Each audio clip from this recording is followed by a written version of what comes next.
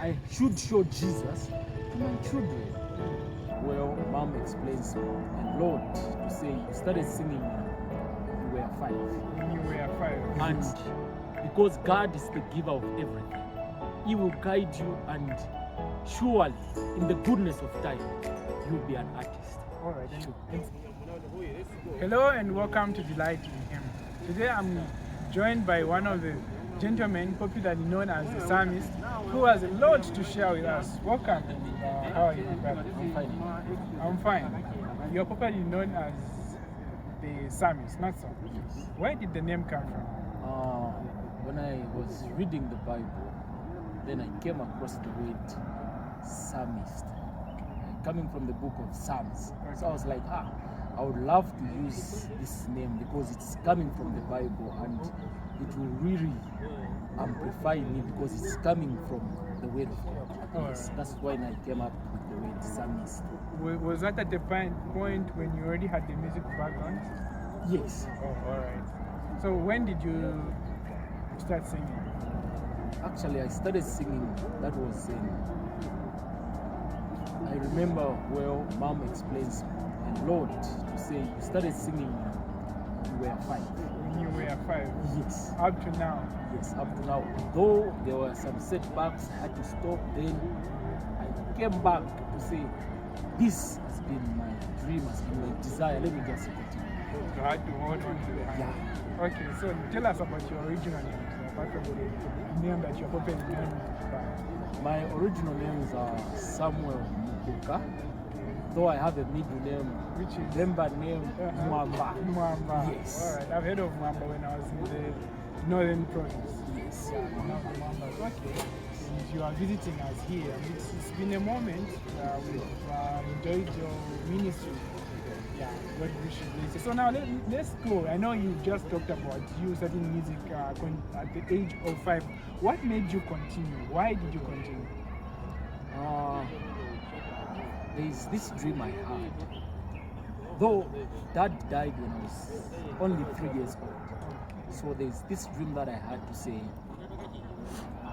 continue what you studied when I was young. So when I woke up, I had to talk to Mom. Mom said, that was not your father. That was Christ in the image of your father, trying to warn you from the work of him that you have stopped doing, or from the message of the Lord that you have stopped preaching through music. He's warning you that you'll be whipped when he comes if you want to continue. Yes. So that was the encouragement that Mom also gave me to say, no, I should continue because I started when I was young, then I stopped from here. That won't be good. All right. Actually, when you were explaining, the verse that came to me was in the book of Timothy, where Paul is actually mentoring this young Timothy, and he tells, neglect not the gift that is in you. Sure. I think that speaks to your moment, not yes, so? Yes. So now, how has this very thing, I mean, of course you are not looking at the punishment part of it. Sure. Yeah. How has it helped you grow in your spirituality, the whole industry of music? It has really helped me because I've come across people like Uncle Davies Mulaya, Brother Sicho Zilombo, Uncle Masuzyo Mwale, Sister Chola, to mention but a few. Yes. And I ask them about their backgrounds and they tell me to say, my brother, you just have to hold on. Winds may blow, but you just have to hold on to the cross. Yes. Every tree is actually shaped by the wind. Sure. But that's when the roots even go deeper. Oh, all right. Sure. And what has been the response that you've seen that has really helped you as well? I mean, as you preach, there's some response that you see from the audience. What response? Maybe there's even a situation that you would point out, okay, that very moment really helps me in my journey. Yeah. Just this year, I came across this man of God, Pastor Kayaya. He said, young man, in whatever you do, remember your Creator.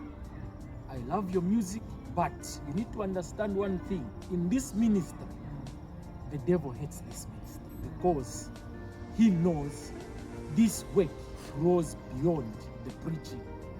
Yes. The work goes beyond the preaching.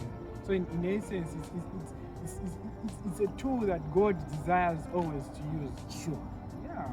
Okay, I can actually affirm, sometimes when you want to give out a book to some people, they will seem to be hesitant to get the book. Even when you invite them, mostly, but for music, you are in the bus and your song is just being played, like it or not, you listen to it. Sure. I'm sure that's why you need now in the hand of God. Now take me through, how do you write your songs? There are certain times you're walking in the road, then just like a simple scenario happens, like there's a song entitled Ndebalanga Yesu. Yes, there was a mission story that was entitled Train Up a Child in the Way He or She Must Go. Then I had to sit down. I had to go back home. Actually, Mom gave me the lyrics. I had to come up with the tune and the second stanza. She just said, can you write a song entitled Ndebalanga Yesu? And that stayed in my mind. I had to get a paper. I had to write the first stanza, which says, Ndebalanga Yesu, abana bange. Meaning, Ndebalanga Yesu, Ndebalanga Yesu, Ndelanga Yesu luporwandi. Meaning, I should show Jesus to my family. Ndebalanga Yesu, Munsosero, I should show Jesus in the way I speak.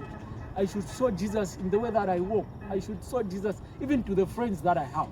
So, this song, the second stanza has the most powerful and encouraging content. It says, don't show them the riches because it does not buy the song, but show them Jesus is the giver of the song.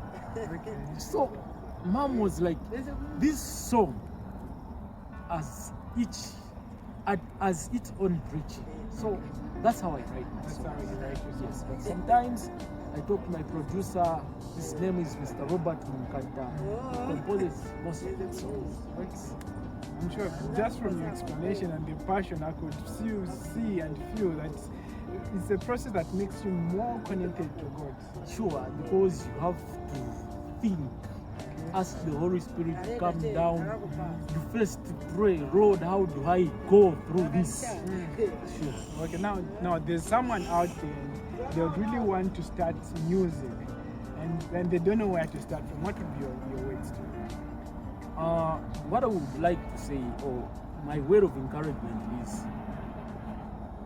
just believe in God, ask the Holy Spirit to guide you, and because God is the giver of everything, He will guide you, and surely in the goodness of time you'll be an artist. All right. Sure. And someone wants to learn how to write. Someone wants to learn how to write. Yeah, they don't know where to start from. Okay, if they don't know where to start from, there is what we call their music workshops that come within the church. Okay. When you hear a music workshop, that's where they go and teach the do, re, mi, fa, sol, la, ti, do.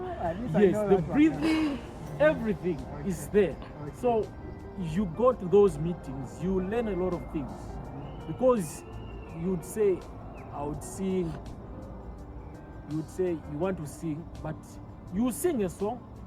When you come and ask me to say, what's the pitch? Where is the pitch of that song? I would say, I don't know. So when you go to those workshops, they will tell you to say, oh, when composing a song, you must know where to set the pitch. To say, this song is on F, this song is on G, this one is on D, this one is on E. Okay. So now, I want us to pose the challenge. Yes, sure.